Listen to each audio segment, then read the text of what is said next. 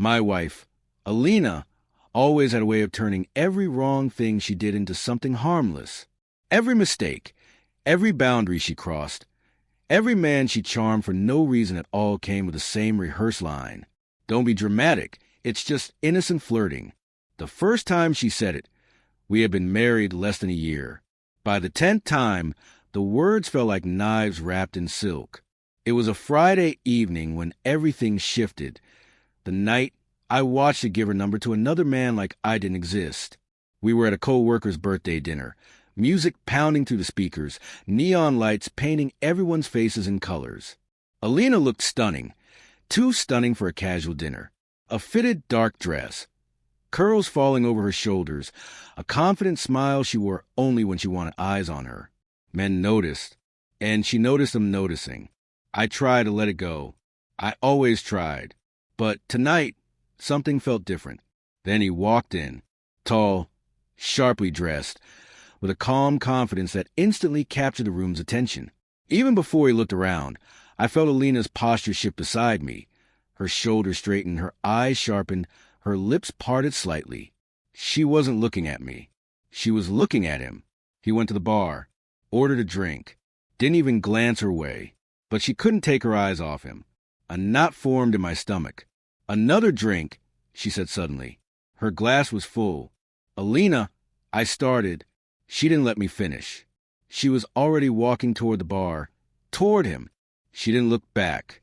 I followed a moment later, moving quietly so she wouldn't notice me. She positioned herself a few feet from him, her body angled in his direction as if pulled by an invisible force. The bartender approached her, but she ignored him. Her attention was fixed on the man. He finally looked her way. She smiled. He smiled back. That was all it took. Their conversation began effortlessly, as if they'd rehearsed it. Her hair-tucking move came next, her laugh after that, and then the slight lean forward that she always used when she wanted someone to feel chosen. My heart sank as I watched her wedding ring flash under the soft bar lights. She wasn't hiding it. She just didn't care. The man said something that made her laugh harder, and then she pulled out her phone. She held it out, screen glowing. He typed something in. She was giving him her number. Right there, right in front of me. I felt a wave of heat rush through my chest. This wasn't a misunderstanding. This wasn't accidental. This wasn't innocent. I stepped forward just as he handed the phone back. "Everything all right?" I said, both of them startled. He blinked rapidly. Alina stiffened, then spun toward me with a forced smile. "Oh, hey," she said brightly. Too brightly. "This is nothing. Don't be dramatic. It's just innocent flirting." The man shifted awkwardly. "You're married?" He looked at her ring as if seeing it for the first time. Alina's smile faltered. "He's overreacting," she said quickly. "You gave him your number." I replied. Her jaw tightened. "It doesn't mean anything." The man took a step back. "Sorry, man. I really didn't know." He disappeared into the crowd, leaving us standing in a silence that buzzed louder than the music. Alina rolled her eyes. "Are you done? You always make everything bigger than it is." I didn't respond. Not because I didn't have anything to say, but because her phone vibrated just then. A message from someone not at the party. She flipped the screen down, but not fast enough. I saw the initials, R, and the preview below. Did he see? My blood turned to ice. Alina swallowed hard. Her fingers tightened around her phone before she shoved it into her purse. "Who's that?" I asked. "No one. Don't start." We left the party early.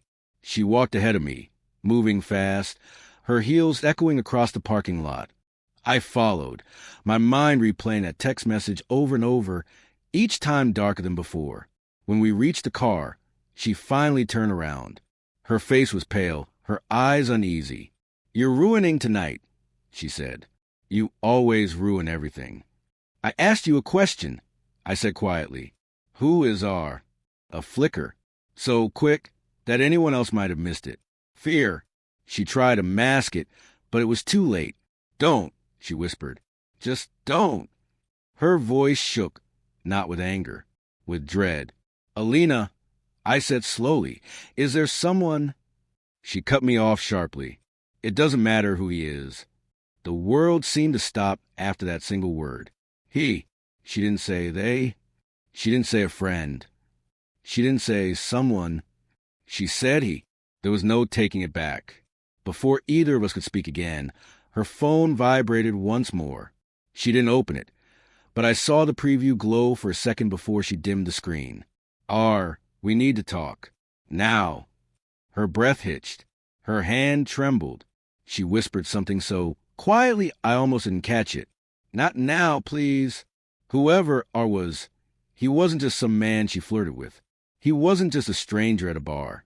He was someone she was terrified of disappointing. Someone she had been hiding. Someone she had promised something.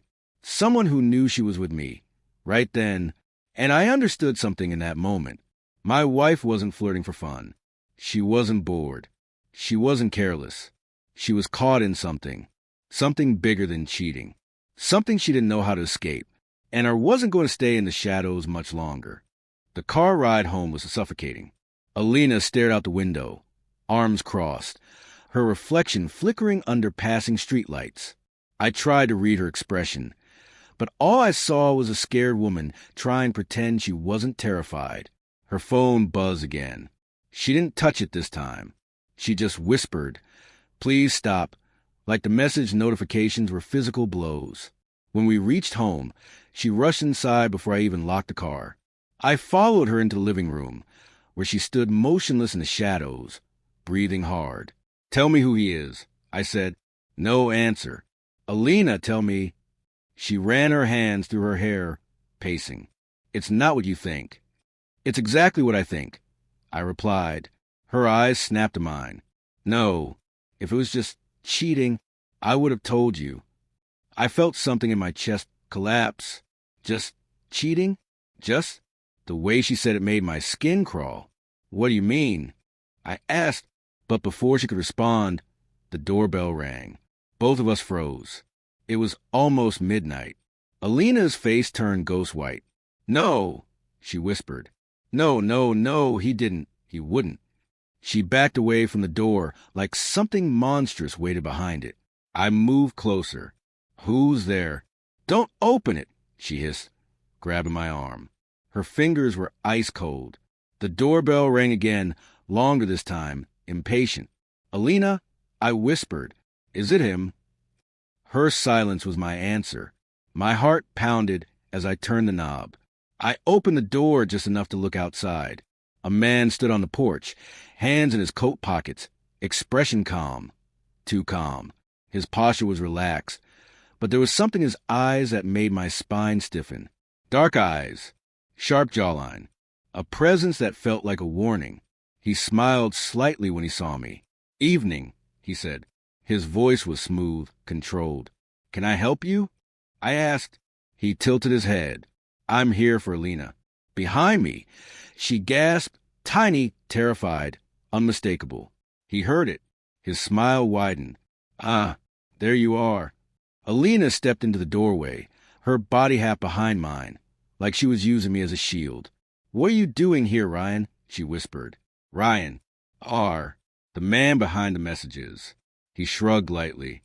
"You weren't answering your phone. That doesn't mean you can show up here." "It does when you're avoiding me," he said calmly. I stepped between them. "Whatever this is, you need to leave." He looked at me like I was an amusing interruption. "And you must be the husband. Nice to meet you." He didn't extend a hand. Didn't pretend. I felt the threat beneath his politeness. Alina finally found her voice. "Ryan, go. Please. I told you I'm done. I told you I don't want." "You told me," he interrupted softly, "that you wouldn't disappear." Her entire body went rigid. Something in his tone made the air colder. "And yet," he continued, "you left early. You ignored my texts. You think I don't notice things." He stepped closer. Just an inch. But it was enough for my instincts to flare. "Alina," he said quietly, "you and I have unfinished business." Her breathing turned shallow. I looked at her, waiting for an explanation. She would meet my eyes. "What business?" I asked, Ryan's gaze flicked toward me, almost bored. That's between us.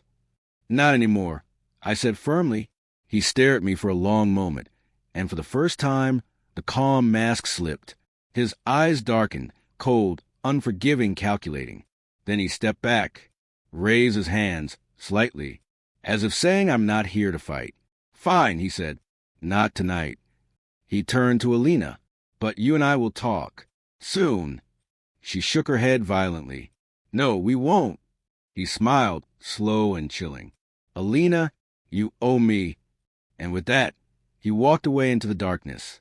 The moment he disappeared down the street, Alina's legs gave out. She collapsed onto the floor, curling into herself as if trying to disappear. I knelt beside her. What does he mean you owe him? I asked. Her voice broke. I didn't cheat, she whispered. Not like you think. I'm not having an affair with him. Then what is he? Who is he to you? Tears streamed down her cheeks. I made a mistake. A stupid mistake. What mistake? She looked up at me, eyes raw, desperate. He helped me when I was trying to hide something from you. My stomach twisted. What were you hiding from me? She hesitated. The money, she whispered. The missing money from our account. My pulse hammered in my ears. What about the money? I took it, she said. I borrowed it without telling you. Why? She closed her eyes. Because I needed it. And Ryan offered to help me pay it back. He promised he could replace what I took before you noticed. I stared at her, stunned. Replace it with what? How? Her lips trembled. That's the part one didn't understand. And by the time I realized what he truly wanted, it was too late. What did he want, Alina? She wiped her face. Her breath shook. He didn't want money. Her voice cracked. He wanted me. I felt everything inside me drop. Alina's voice grew quieter. But I said no. I told him I wasn't going to do it. And tonight, he found out I told you. My mind raced. So he's threatening you. She nodded miserably. He's not going to stop. He's not going away. The room felt smaller, darker, suffocating. Then her phone buzzed again. We both stared at it. One new message from Ryan. Next time, I won't wait outside. Alina covered her mouth, choking back a sob, and I realized something horrifying. Whatever this was, whatever she'd gotten herself into, this wasn't just a marriage problem. It was a warning, a threat, and Ryan was only getting started. The rest of the night didn't feel real. Alina fell asleep on the couch after hours of crying, exhaustion pulling her under. I draped a blanket over her and sat beside her in the dark, tried to understand how our life had spiraled into this. Her breathing was soft but uneven. Her fingers twitched, like she was still dreaming of running. I didn't sleep. I couldn't. Every time I closed my eyes, I saw Ryan standing on our doorstep like he belonged there, like he owned something in our home, in my marriage. And worst of all, I saw the fear in Alina's eyes. A fear that wasn't being caught cheating. A fear of him. At around 6 a.m., her phone lit up on the table. A new message. Not from Ryan. From an unknown number. Your husband doesn't know the real reason you took the money. He should. My stomach nodded. Alina stirred awake, rubbing her eyes. She saw me sitting there. Why didn't you sleep? She whispered. I didn't answer. Instead, I handed her the phone. She read the message and immediately sat up straight. No, he can't do this. Who is that? I asked. She pressed a shaking hand to her forehead. One of his people. His people? She looked away. He isn't alone, okay? He has friends. They owe him favors. And you owe him something, I said. What exactly? She didn't speak. Alina, her voice was barely audible. I can't tell you yet. You have to tell me. You're in danger. We both are, she whispered. Her fear shot straight through me. What aren't you telling me? Before she could answer, someone slammed on our front door, hard enough to rattle the frame. Alina jumped. My heart seized. 3 more bangs. Then a voice. Open up. I know you're home. It wasn't Ryan's voice. I approached the door, quietly and peeked through the peephole. A man in a gray hoodie, eyes bloodshot, hands trembling, anger radiating off him. I didn't know him. Who is that? I whispered. Alina closed her eyes. His name is Sammy. He's one of the people Ryan hires. My blood ran cold. Hires for what? She didn't answer. Sammy pounded the door again. Alina, open this door before I break it down. I felt a surge of rage. I threw the door open before Alina could stop me. What do you want? I snapped. Sammy blinked at me, surprised. Where is she? Not talking to you. His jaw tightened. She owes us. You don't come to my house, I said. You don't bang on my door. You don't threaten my wife. He smirked. You don't know her like we do. Alina's voice trembled from behind me. Sammy, please just leave. Sammy leaned to the side to look at her. There she is. You think Ryan's joking? You think you can ghost him? I stepped in front of her again. She said leave. Sammy's face hardened. Fine. Tell Ryan I came. And tell him she's out of time. He walked backward slowly, eyes never leaving ours, then got into a beat-up car and sped away. When the door closed, Alina collapsed onto the floor, shaking violently. Why is a man like that looking for you? I demanded. She buried her face in her hands. Because Ryan gave me money, but not the kind you can return. My breath hitched. What kind of money? She looked up at me, eyes red and broken. Dirty money, she whispered. Money that belonged to someone else. Someone dangerous. I stared at her in shock. She continued, tears spilling down her cheeks. I didn't know at first. I swear, I was stupid. I was scared to tell you I lost your trust and the money we saved. I thought Ryan was helping me. But when I realized where his money came from, I tried to cut ties. And now, I asked quietly, a long, shaky breath. Now he wants something else. Something he can't get from anyone but me. My fist clenched. What does he want? She wiped her tears with trembling hands.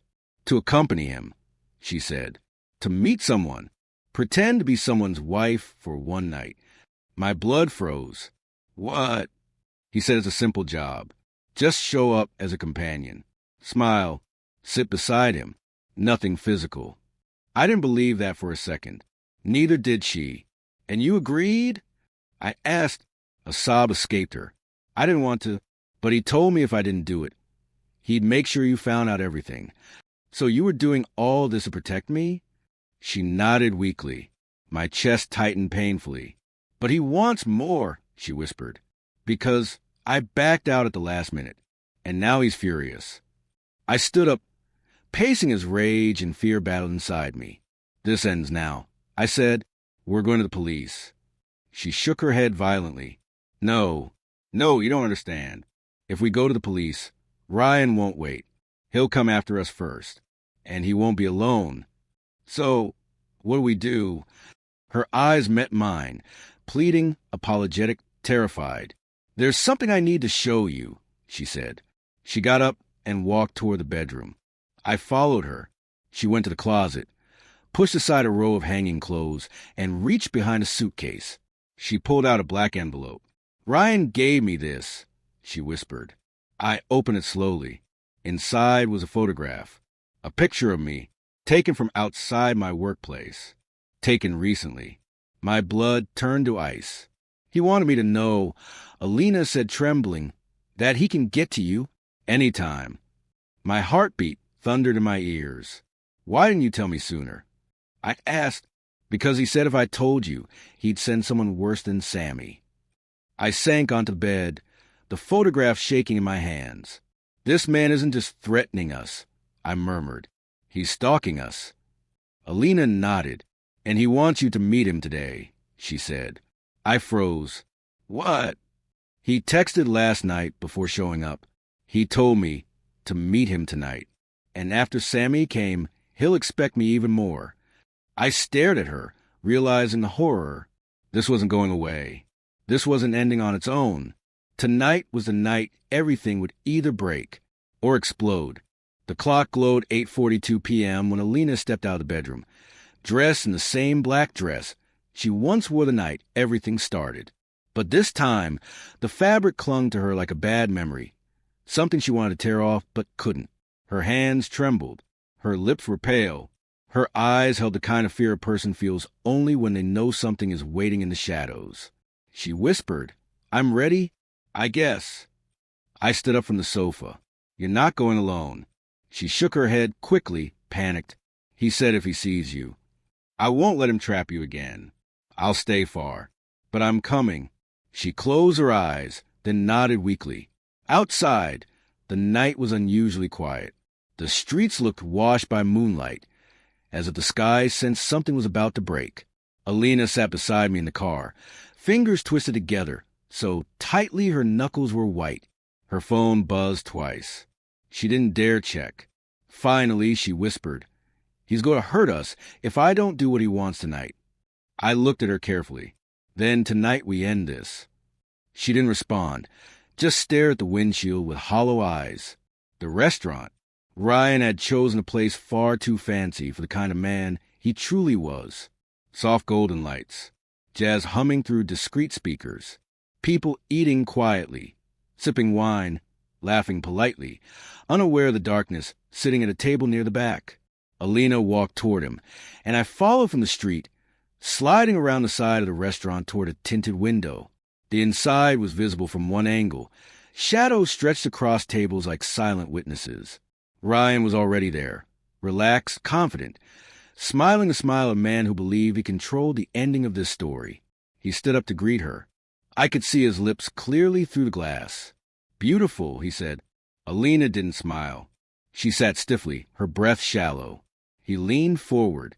"You almost ruined everything last night." She whispered something I couldn't hear. Ryan shook his head slowly. "You owe me. Don't forget that." Her voice came through faintly now that I was closer. "You tricked me. I didn't know you anything. You made me think." He raised a finger. "You came willingly. Don't rewrite the past." Alina bit her lip, so hard I thought it would bleed. Then Ryan pulled something from his pocket. A phone. He zipped through the gallery, then stopped at a picture, turned the screen to Alina. Her reaction was instant. Her hand flew to her mouth. Her face drained. A tear slipped down her cheek. I pressed closer to the glass. What did he show her? Ryan spoke calmly, as if explaining rules of a game. "You help me tomorrow, or I post that photo everywhere. And I send it directly to your husband first." Alina trembled violently. She whispered, "Please, no." Ryan's smile didn't touch his eyes.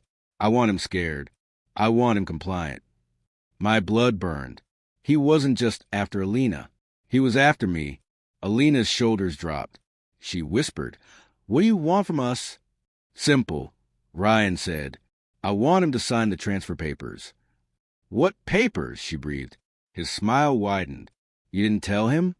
Her silence answered. My stomach clenched. Papers? Transfer? What the hell was he dragging us into? Ryan tapped the phone screen again. Another buzz hit Alina's phone. She lifted it slowly, saw something, and broke. She put her head down, sobbing silently. Ryan leaned close, speaking like a lover, not a blackmailer. "Tomorrow morning, you bring him. He signs. Or the picture goes to every person he knows, including the police." "Police? Why the police? What picture did he have?" I couldn't stay hidden anymore. I walked around the building, entered through the main doors, and headed straight toward them. Alina saw me first. Her eyes widened in terror. She whispered, "No, please don't." Ryan turned casually, like he expected me. "Finally," he said, "the husband arrives." I stopped at the table. "Let her go." He smirked. "Relax. We're just discussing business. Show me the picture." He slid his phone across the table. My hand hesitated before picking it up. The image hit me like a blow. It was me, standing behind my workplace near the service exit. A small rectangular package was taped to the back door, right behind where I was leaning. I frowned. That wasn't there. Ryan shrugged. "I put it there. Then I called someone to check the area. Let's just say if the police show up tonight, that package becomes very interesting. A cold wave crashed through my chest. You're framing me. I'm motivating you. I slammed the phone onto the table. Ryan didn't flinch. Tomorrow, he said softly, you sign the papers, or everything in that photo becomes a criminal case. Alina choked a sob. Stop, please. He ignored her. Both of you ruined my plans. I need compensation, and I will get it. I grabbed his jacket collar. You're done threatening her. Ryan smirked. If you hit me, you lose. If you refuse me, you lose. If you call the police, you lose. So sit down. But something in me snapped. I grabbed his wrist and twisted hard. He yelped as glassware clattered across the table. Customers screamed. Security rushed forward. Ryan reached for something. Maybe another device, maybe a weapon. But I pushed him against a pillar, pinning him. His calm facade cracked. You think you've won, he hissed. I have more than pictures. I have people. I didn't hear the rest. Security grabbed him, assuming he attacked me. He thrashed wildly. You idiots, he yelled. I'll bury him. I'll bury all of them. The restaurant manager called the police. 2 officers arrived within minutes. Ryan tried to twist the story, but his rage made him look guilty. When they searched him, they found 2 other phones, both filled with photos of women, conversations, threats, blackmail chains unraveling like threads from a torn sleeve. It wasn't just Alina. He'd done this before. He'd trapped many like her. The officers took him away while he screamed, "This isn't over. You'll regret this." His voice echoed through the restaurant long after he was gone. 6 weeks later, everything he threatened turned out to be empty. The package he bragged about? Empty. Just cardboard wrapped with tape. The criminal evidence. Fabricated text, fake angles, stage photos. All designed to terrify. All smoke. Alina told me everything, every fear. Every moment she wished she never smiled back at him. Every time he whispered something she believed was harmless. I never cheated, she said one night, crying into her hands. But I let him get close. Too close. And then I froze. And then I lied, thinking it would protect you. The truth was painful, but it was real. Healing didn't happen in a week. Or 2. Or even 6. But for the first time, the house didn't feel haunted. The nights weren't filled with anxiety. The phone buzzing didn't mean danger. One evening, Alina sat beside me quietly and whispered, "Do you hate me?" I shook my head slowly. "No, I hate that you suffered alone." She leaned against me, her voice trembling. "I'm sorry for everything." I wrapped an arm around her shoulders. "We survived," I said. She closed her eyes. "And we'll heal." And for the first time, I believed her.